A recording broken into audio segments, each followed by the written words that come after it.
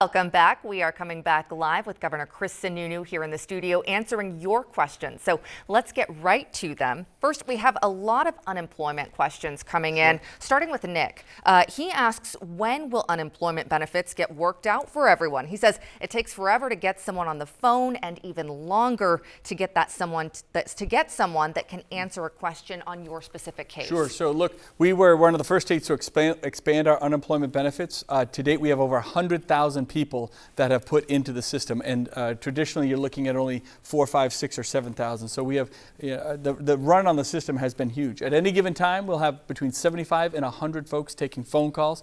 Sometimes those calls could be almost an hour long. So we're trying to give people a lot of that one-on-one contact to be sure. I know it can be frustrating if you're trying to get somebody on the phone. There is a bit of a wait time, but obviously we also encourage folks to go directly to the website as well to actually get into the system. And we're one of the first states to get dollars out the door. To date, we've gotten almost $19 million of unemployment benefits in just the past few weeks. Some states haven't gotten anything out the door. So we've done very well. I think 67,000 of the 100,000 folks that have gotten into our system have received their first checks. So that's very encouraging. So it's moving, but we just ask for some patience because this isn't just 5 or 10. This is like 25 to 50 times the run on the system as we've ever had. So we ask folks to be patient. You will get through, and the checks are coming. And if people can't get through with that first try, or if it takes a while, that first week, keep trying. If for some reason they can't end up filing in that week, they will get back payments. Is absolutely. That correct? Yep, absolutely. If you don't get in on the first day or the second day, you don't necessarily lose it. It all gets run back to the time of unemployment. We have another unemployment question from Ashley. She asks, when will unemployment recipients receive the extra $600 from the federal government? Yep, so a lot of those checks have already started to go out, at least here in New Hampshire. I can't speak for other states. They go back to, I believe, beginning on March 29th. So the bill was passed on the 27th. I was one of the first states to say we're in on the 28th, and it all gets back done to the 29th. So if you're receiving unemployment back to the 29th, you should be getting that extra $600. And Deborah asking, is that extra $600 in unemployment free money, or will we have to pay that back? No, it's unemployment. I hate using the term free money because it's all coming from someplace, of course. But no, that is an unemployment check. It is not a loan or anything like that. That's your money and your cash to spend as you wish.